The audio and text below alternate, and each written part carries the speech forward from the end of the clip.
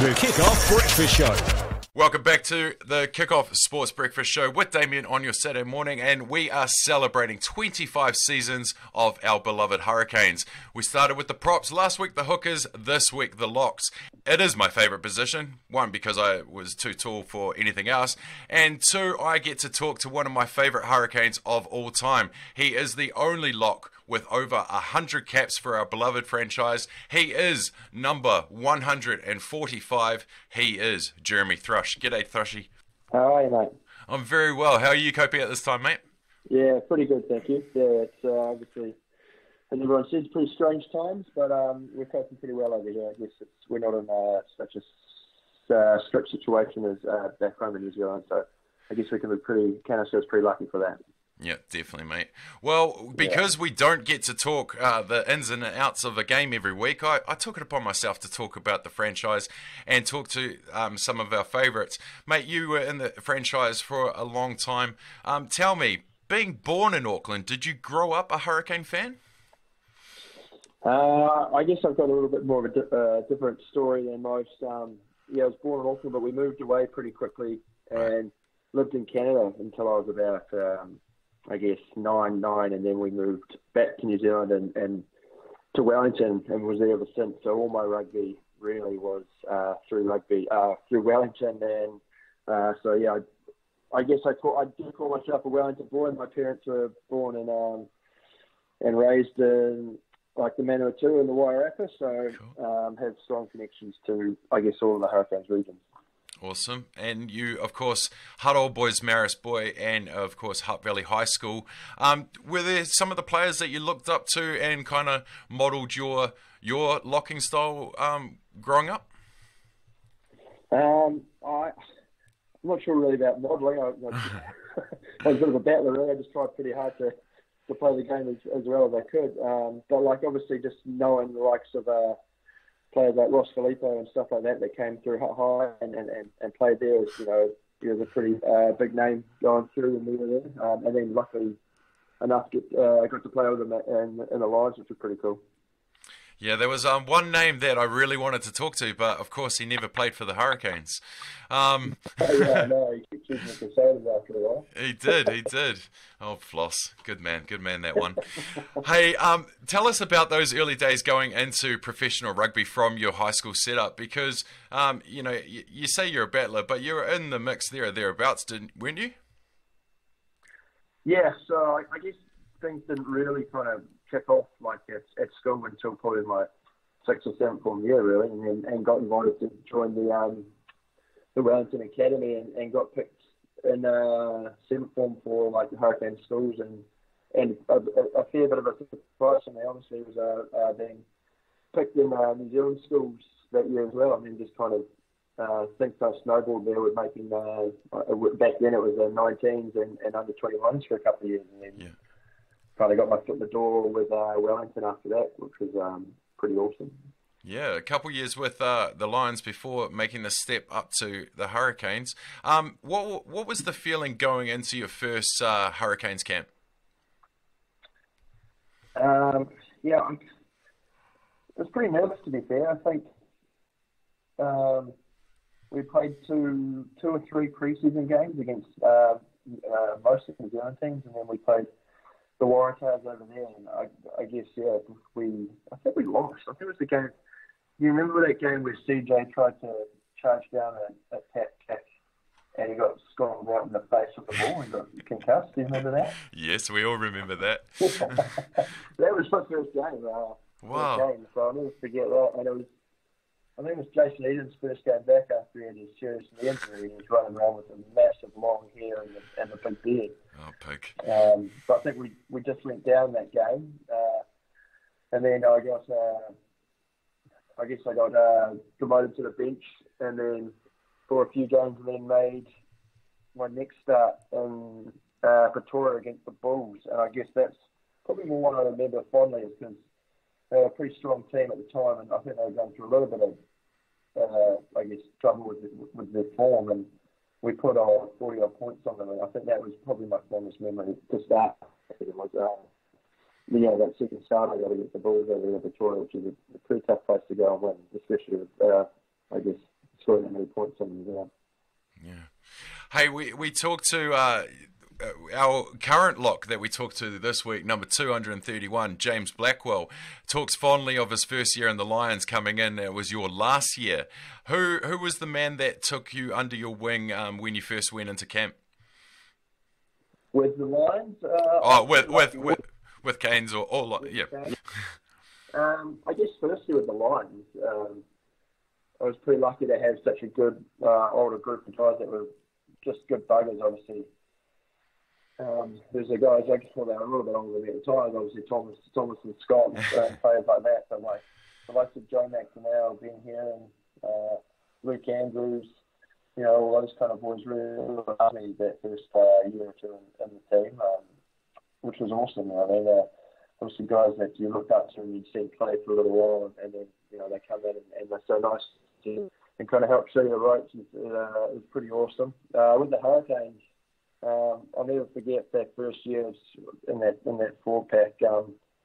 A couple of games I was probably the only guy that didn't have an All Black cap. So like guys like Jerry and stuff, they always looked after you in their own sort of way.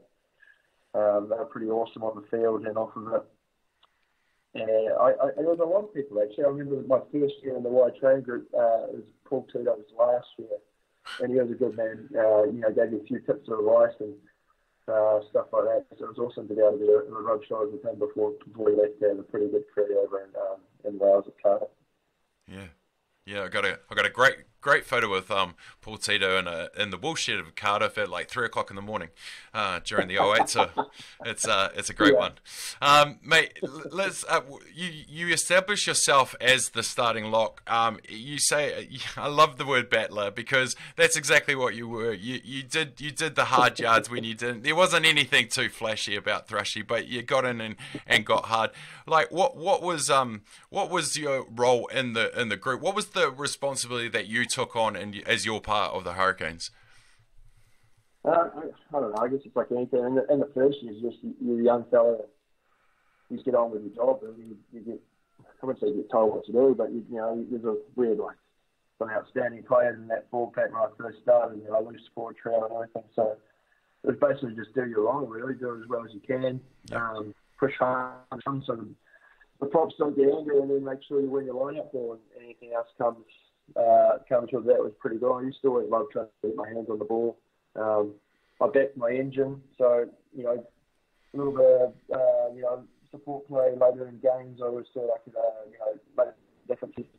Yeah, and then I guess as you get older and some of those boys kind of go away, you have to take a bit more responsibility with leadership and try to make sure that you keep that team, the Hurricanes team, moving forward and going places where you want it to be.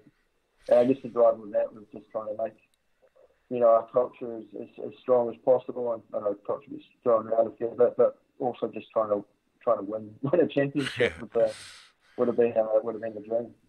So close. Well, you walked away from Wellington Hurricanes and the Lions with a couple silver medals, but your time at the Lions, you did get to hold one of the famous trophies, and that is the Ranfurly Shield. Tell us how special that is. It's pretty awesome, to be fair. Leading into that week before we went up to play the Auckland, it's a strange build-up, really. And I guess it's just something different, Like it's a one-off, but it's not a final sort of thing. But this opportunity that doesn't come around too often to have a crack at it. So, and we were pretty confident in the squad we had, and we were going pretty well. And then to go up there and take it, and then bring it back. I remember being on the plane back from Auckland to Wellington, and I don't know. I didn't. Maybe I was just a bit naive with it all, but didn't really know. And to turn up to the airport and just see so many people floating around and just there to see the shield and congratulate us was a pretty amazing experience. And then that parade that week as well, I couldn't believe how many people turned out. It's pretty cool that something like that still has so much history and belonging in our game. It's a pretty awesome thing to be able to win and be a part of.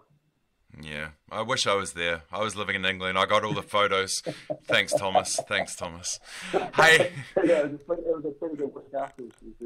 Yes, it was. Hey, let's. Look, I know we've dabbled on. We've talked Canes. We've dabbled on the Lions, but I do want to talk about your late bloomership. You did finally crack that black jersey, mate, in 2013. I want to talk about that because you were 28 at the time, 28, 27 at the time, and in rugby years that's not exactly young. So tell us how special it was to just get there finally and have a chance to establish yourself as one of the best locks in New Zealand. Yeah, it was pretty cool to be there. Obviously, I guess when I first kind of cracked into Super, my name was thrown around a couple of times as maybe being a potential candidate to go on an India tour or get a selection with that, and then I don't know, maybe I took things for granted a little bit or whatever, or I just kind of was comfortable with everything going, how everything was going, and I guess I just looked down the pecking order for a little while. So I reckon it was probably 2011, seeing, obviously you always wanted to make it, but like seeing the All Blacks win at home, all that sort of stuff, and I guess at the end of that year, going into 12 and 13, I just kind of put my head down and was like, well, let's just have, I guess it would have been just the final crack at it, see how close I can get, see if I can make it, and then if not, like, at least I know I've got my best shot and I can move on and try something different, or if I do, then it's great. And I guess that's what happened. I was lucky enough to, I guess, Owen Williams retired, and the squad I made, Sam Watt had injured his wrist, so they took another lot within that group, and I was lucky enough to be me. And it was just awesome. We found out, we played the Brumbies over there in Canberra, and then we found out after the game who'd been selected. And I guess I took a little moment to myself, and then got into it. But it was an unreal feeling, to be fair. Like you pushed so hard, and something you dream of for so long that when you get there, you pinch yourself a little bit. And I had to be a little bit when I get into Tampa. It was something you were a bit part of it so long. So when you get there, you don't want to stuff it up. So almost felt like I was kind of walking out on eggshells for a little bit, not really sure. I didn't want to lost step or anything like that. So I guess it took me a couple of weeks to find my groove when I got into that camp as well. But when I did, it was just enjoyable. It was a great place to be. Awesome. Made of a lot of us proud, mate. A lot of us proud. Hey, I won't take up too much of your time. We will go back to the Hurricanes, mate. Did you ever see yourself as being the most cap lock? Did you ever see yourself as a Centurion? And what legacy do you think that you would like to have left on the Hurricanes franchise? Well, first off, no, I remember being in the team when I first got there and just knowing I wanted to be as long as I possibly could. I just, obviously growing up in Wellington, playing on my rugby, being able to play for the team that you supported when you were little, and then being able to go out there and do it, and obviously fulfill my dream. But I guess friends of mine as well, would have died to play for that team and become a professional rugby player. So yeah, I guess I didn't see myself as playing 110 games for them, but I just knew I wanted to be there for as long as possible. What was the other part of that question? Sorry. Your legacy, like what? How do you want to be remembered in the Hurricanes franchise? Yeah, I guess I was just a hard worker. I just tried to go out there and give it my best every time. Obviously, probably sometimes it wasn't the best. It probably wasn't as good as some of the other pretty amazing locks that we've had around New Zealand. But I just wanted people to know that I was putting my heart and soul into that jersey every time I played in it, and making sure I could come off the field as holding my head as high as possible, win or lose. And I tried to do that as much as I could. Really, I guess is awesome. How I see it. Awesome. Hey, mate, just a couple quick fire questions to finish us off. We had Sure.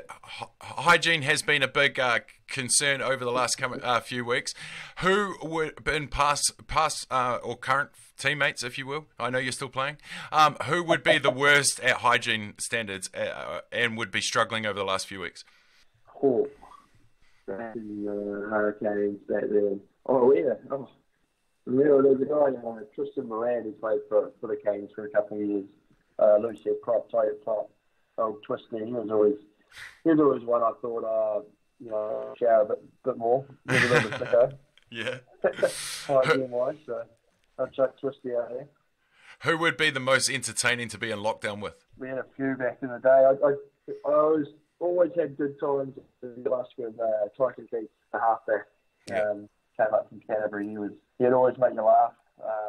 He was good value and always, I guess, enjoyed the environment and I guess the lighter side of everything is being a professional rugby player as well, which is great.